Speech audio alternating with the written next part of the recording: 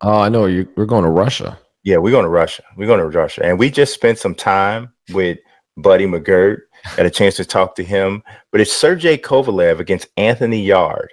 There is, like, I'm going to tell you, Wait. there's, Before you tell me, before you tell anybody. So, I get a text message yeah.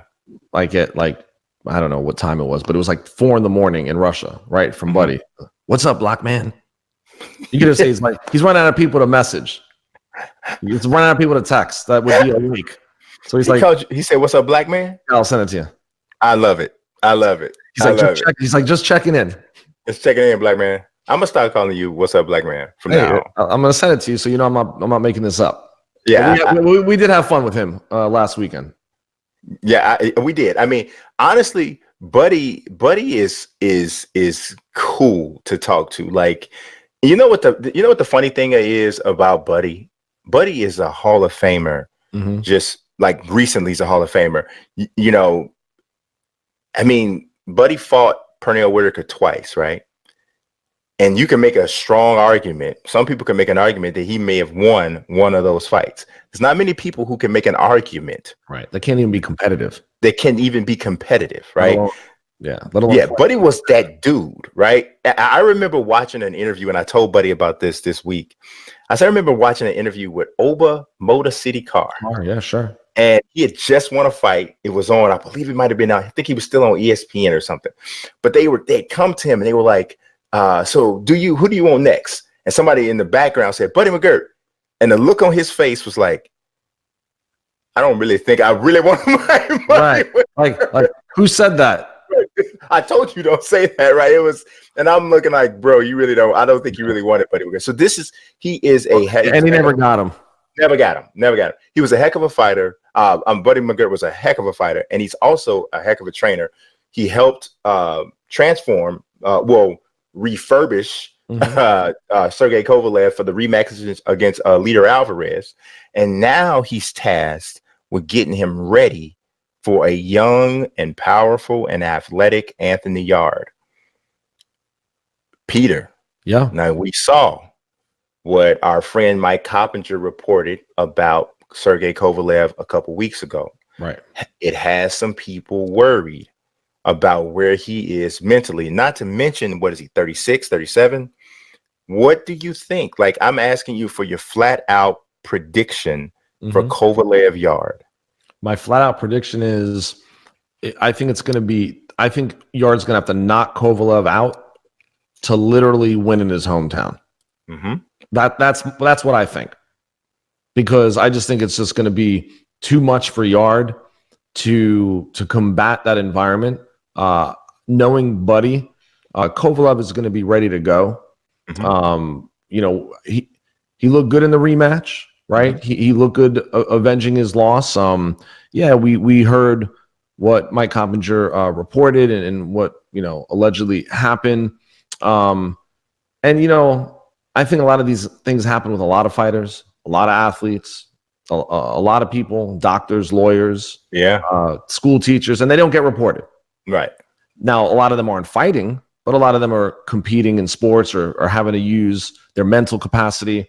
Look, I mean, maybe I had a bad night, right? Maybe I had a bad night. I don't know if that's indicative of how an entire training camp is going. I just could go off of what I know about Sergey Kovalev, knowing that he's lost 3 times in his career, very close proximity of each other. The first one, you can argue he didn't lose.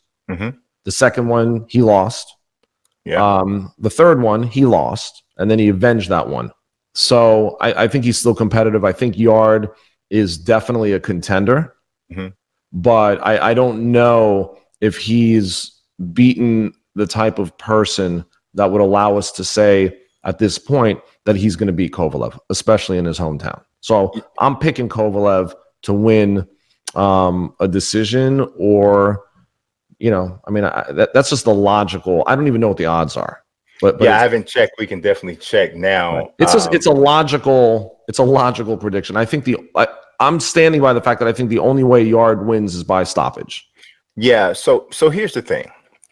Here's what I think, right? I don't think that Yarde, and I don't know if he ever will be, but I don't think at this point in his career he is developed enough as a boxer to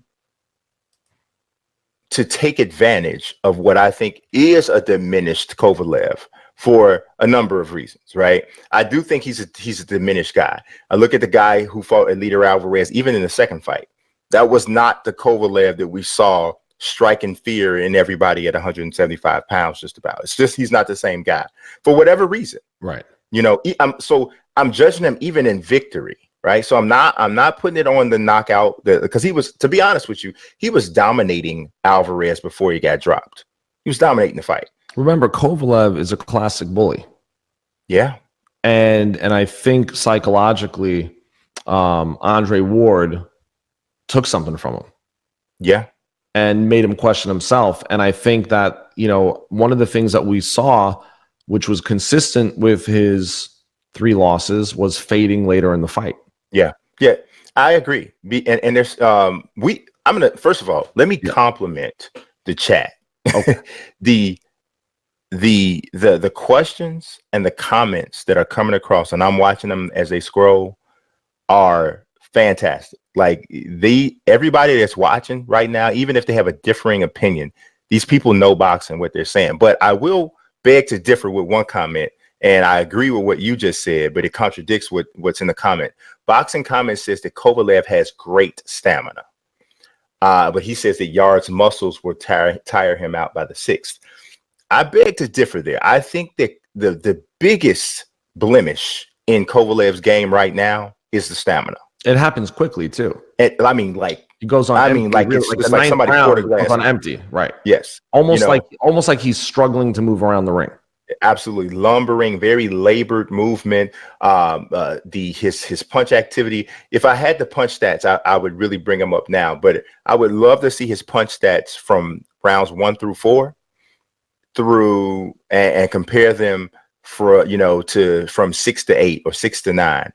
It drops off significantly, and I think that's where Yarde does have a chance because he's a big, strong guy, and he can crack. And I don't know that Kovalev has a fantastic chin, and you'd have to think it may be even somewhat diminished now at this point in his career. So, and Brian, I don't know. Furthermore, if some of these things that he's alleged of doing, or the the psychological toll of the assault trial that's still pending, if he is doing something that would diminish, his physical or mental capacity, that could have an effect. Yeah, and think about it like this. I also know many guys that did all that and flourished in the ring. Yeah, you're right. But think about it like this. Andre Ward is one of the greatest of all time, in my opinion. I would put him in the top 20 greatest fighters I've seen, right? Okay. Just all things considered. One of the pound-for-pound top guys when Kovalev fought him both times. So my point in that is this. That's a guy that Kovalev had to be up for mentally to fight, right? I think he won the first. I think Kovalev won the first fight. I had Ward winning, but I don't think that that's a ridiculous take, right? Because it was a close fight. But then for a while, his career was about chasing Adonis Stevenson and wanting that fight. Then it was about Andre Ward. At this point in Kovalev's career, right? What is his career about? Is it about Canelo at some point? So I wonder if it looks that way. Yeah, it looks that way. But I wonder if he is where he needs to be mentally to beat a guy who is young and hungry. Now, I'm going to take Kovalev by decision, but would I be shocked if he gets knocked out in the first 3 or 4 rounds? I would not. I would not be shocked. I would be surprised only because I think that those are going to be the rounds in which he's going to be at his best.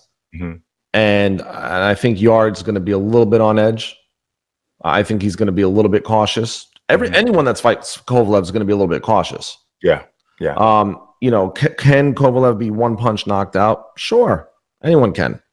Yeah. I wonder what the environment's going to be like. Look, I've been in this experience. I've experienced this. I've experienced recently with Dennis Hogan going to Monterrey to fight Jaime Munguia. I was in the corner. Yeah. We didn't have chairs. They didn't give us chairs. Mm-hmm. We had to kneel and sit on the stairs, the ladder. Yeah. We couldn't even use one side of the ring apron because you had Julio Cesar Chavez, Eric Morales, and Marco Antonio Barrera doing the commentary, and they blocked off our access to the other side. You can't do that. Yeah. Well, it was a hostile crowd. No one was rooting for us. Yeah. You feel it. You feel that energy. Yeah. It's a little bit unnerving. And it depends on who you are as to what that brings out of you. You know, and Yarde hasn't been in that situation, so we don't know what he's like behind enemy lines like that. Right. You know, so and he doesn't know either. He won't know until he's there. You tell me, and let's just really break it down. If you're looking at his record, okay, who do you see on his record that says to you that he's ready to defeat Sergey Kovalev? There's nobody on his record that makes me say that. If you're looking for I'm looking for someone that would step up. No, if you're looking for a reason to believe in Yarde, you're not going to find it on his resume. You're going to find it in a perceived weakness of Sergey Kovalev. That's a good point. So it's really Kovalev's fight to win or lose. I would agree. So what does everyone in the chat think? It's actually kind of split. So we were talking about what the odds are. According to my bookie, the odds are Kovalev is a -175 favorite. It's a very small favorite. Very small favorite, and Yarde is +145. Plus 145? Plus 145. Listen, this is basically like almost even money, almost pick 'em. Yep. And Yarde's going into his backyard. So that tells you what odds makers are thinking about Kovalev. I wonder, where did it start? Does it have the opening line by any chance? It should. It does not specify or have any linkage where you can kind of backtrack and track it. Right. But yeah, and it's not considered a significant enough fight for it to have like its own section, like a Mayweather or Pacquiao kind of a fight. So I just kind of have the listing, but it's man, but you asked about the chat. The chat has it kind of split. We have some Jeff Marshall believes that Yarde has the youth on his side, and Kovalev doesn't have a motor, and he believes that Kovalev's issues outside of boxing will be a distraction, and that Yarde is going to be able to take advantage of it. Boxing Comments, I believe, says that he says everybody, including myself, want to see Kovalev get knocked out again. Kovalev does not. How do you really feel about him? Kovalev doesn't have a lot of fans in the United States. Like, and I don't even know if Boxing Comments is even in the United States. But you know, it's hard. The crusher makes him. The crusher makes it hard to love him. He sees Yarde gassing out by 9. Interesting. And you know, because of what Peter was saying, I don't think that's a bad assessment, because that pressure, man, of this is something that I always say, and this is one of the things I would say is most special about Floyd Mayweather. People talk about defense and all this, and yes, he's great at that. Yes, he has great footwork. He's absolutely fantastic in the clinch. The footwork and all that is beautiful, right? But the single greatest trait that I think that he has, and it's so unique, is that he has the ability to excel in a room that everybody hates him. And most people cannot perform under that time. Floyd has made himself a villain. You hardly ever go to or watch any fight and Floyd's fighting and people are chanting his name louder than they're chanting the other guy's name. Generally, it's a pro whoever Floyd is fighting crowd, wherever he's fighting. And he sets it up that way on purpose because it's the most monetizable way for him to do his thing. Pretty Boy Floyd wasn't working for him. It wasn't working. And he said that. He flat said it. You know, he flat said it. He's like, I don't want to be Sugar Ray Leonard. I want to be a villain. Villains make all the money. It was the HBO show where they went to Michigan.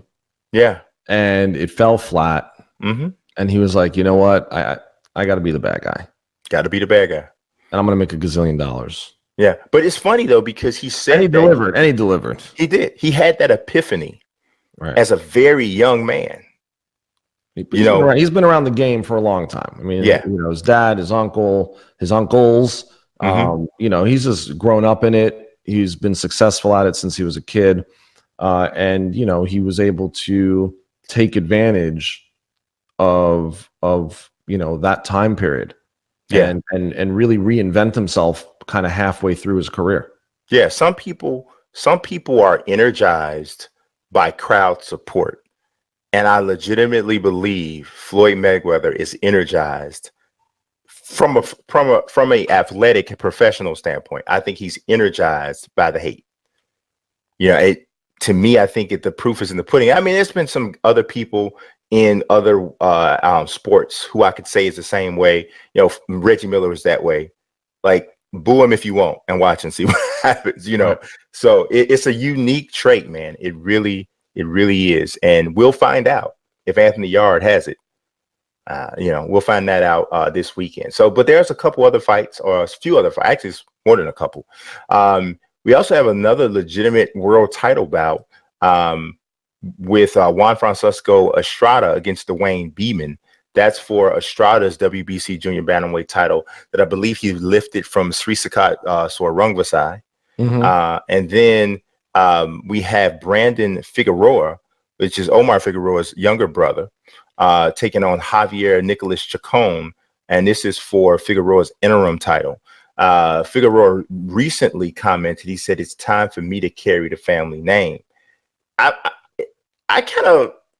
not Omar Figueroa, but like, I kind of felt that sting a little bit. Like, especially if I lost my last fight, like Figueroa lost his last fight and had a huge absence away from the sport the way Figueroa did. And my younger brother said it's time for me to carry the name, I might feel some kind of way about that. Like, I don't know.